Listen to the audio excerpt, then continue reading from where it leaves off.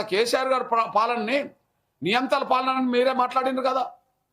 మరి తెలంగాణ సాంస్కృతిక సారథి ఆధ్వర్యంలో ఎన్నో కార్యక్రమాల్లో వాళ్ళు అంతకుముందు కూడా పాల్గొన్నోళ్ళే.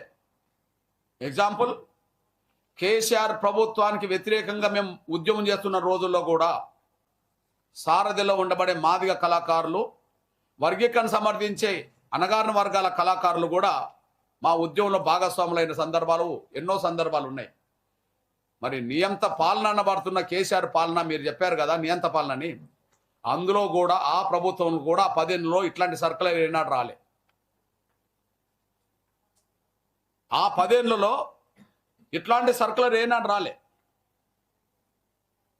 వాస్తవానికి దళిత ముఖ్యమంత్రి కాడ దళితులను మోసం చేసిందని చెప్పిన కాడ నుంచి వర్గీకరణ మీద కేసీఆర్ ప్రభుత్వంతో బలమైన యుద్ధం చేసే సమయం 10 ఏళ్ళు గడిచినా,